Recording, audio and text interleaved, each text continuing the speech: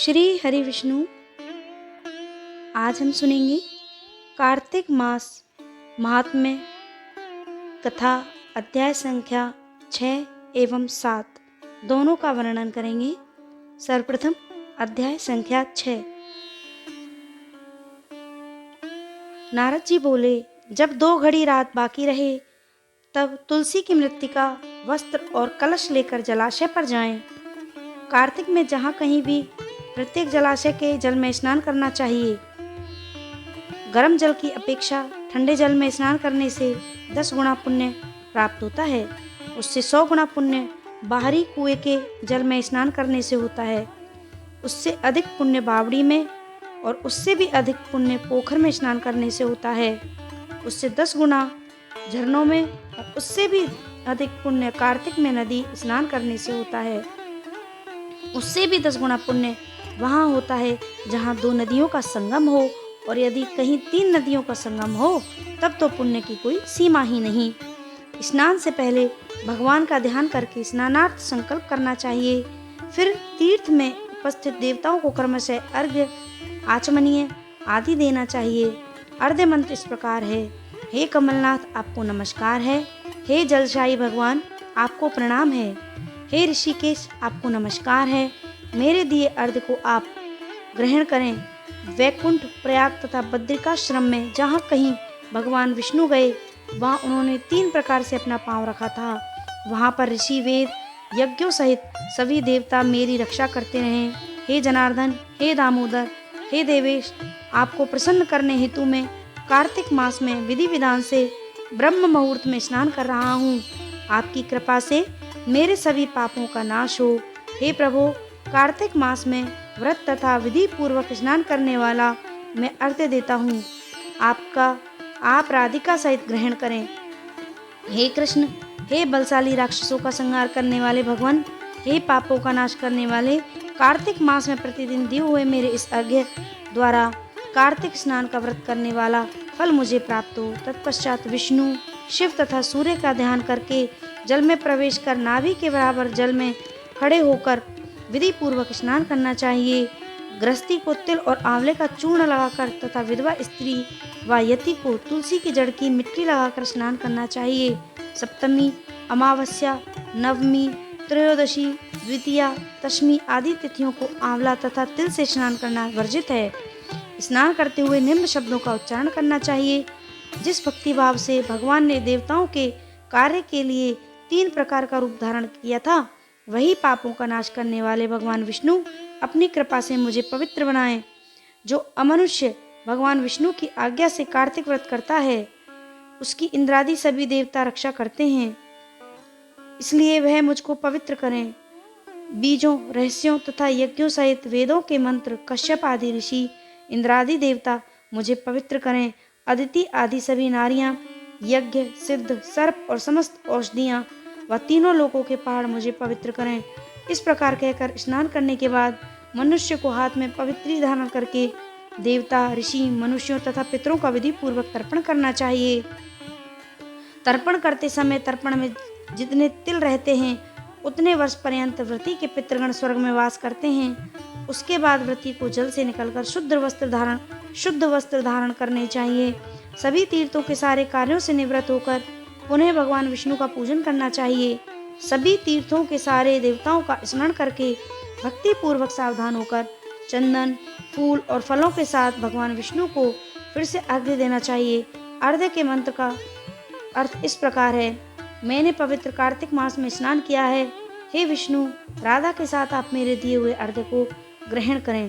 तत्पश्चात चंदन, फूल और तांबूल आदि से वेद पाठी ब्राह्मणों का श्रद्धा पूर्वक पूजन करें और बारंबार नमस्कार करें। ब्राह्मणों के दाएं पांव में तीर्थों का वास होता है, मुंह में वेद और समस्त अंगों में देवताओं का वास होता है। अपने कल्याण की इच्छा रखने वाले मनुष्यों को इनका ना तो अपमान करना चाहिए, ना ही इनका विरोध करना चाहिए। फिर एकाग्रचित्त होकर भगवान विष्णु को प्रिय तुलसी जी की पूजा करनी चाहिए। उनकी परिक्रमा करके उनको प्रणाम करना चाहिए। हे देवी, हे तुलसी, देवताओं ने ही प्राचीन काल से तुम्हारा निर्माण किया है और ऋषियों ने तुम्हारी पूजा की है। हे विष्णु प्रिय तुलसी, आपको नमस्कार है। आप मेरे समस्त पापों को नष्ट करो। इस प्रकार जो मनुष्य विधि पूर्वक या भक्ति पूर्वक कार्तिक मास का अनुष्ठान करते हैं वे संसार के सुखों को भोग करते हैं और अंत में मोक्ष को प्राप्त करते हैं। तो ये है कार्तिक मास महात्म्य का अध्याय 6। अब हम अध्याय 7 का वर्णन करेंगे। कार्तिक मास महात्म्य अध्याय 7। नारद जी ने कहा, हे राजन, कार्तिक मास में व्रत करने वालों के नियमों को मैं संक्षेप में बतलाता हूँ, आप उसे सुनिए।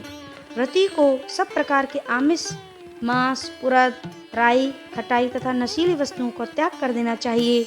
व्रती को दूसरे का अन्न ग्रहण नहीं करना चाहिए, किसी से द्वेष नहीं करना चाहिए तथा तीर्थ के अतिरिक्त अन्य कोई यात्रा नहीं करनी चाहिए।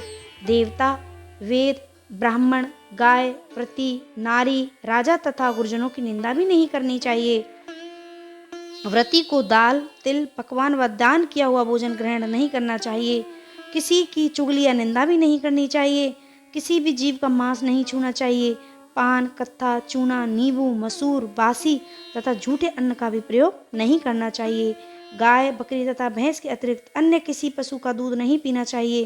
कांस्य के पात्र में रखा हुआ पंचगव्य, बहुत छोटे घड़े का पानी तथा केवल अपने लिए ही पका हुआ अन्न प्रयोग करना चाहिए। कार्तिक माह का व्रत करने वाले मनुष्य को सदैव ब्रह्मचर्य का पालन करना चाहिए। उसे धरती पर सोना चाहिए और दिन के चौथे पहर में केवल एक बार पत्तल में भोजन करना चाहिए। व्रती कार्तिक माह में केवल नरक चतुर्दशी, जिसे छोटी दिवाली भी कहा जाता है, के दिन ही शरीर में तेल लगा सकता है।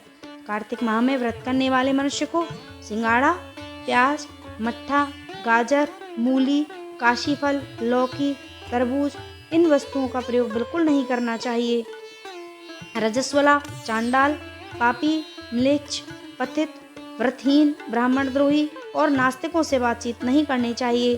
भगवान विष्णु को प्रसन्न करने के लिए अपनी शक्ति के अनुसार चंद्रायण आदि का व्रत करना चाहिए और उपयुक्त नियमों का पालन करना चाहिए।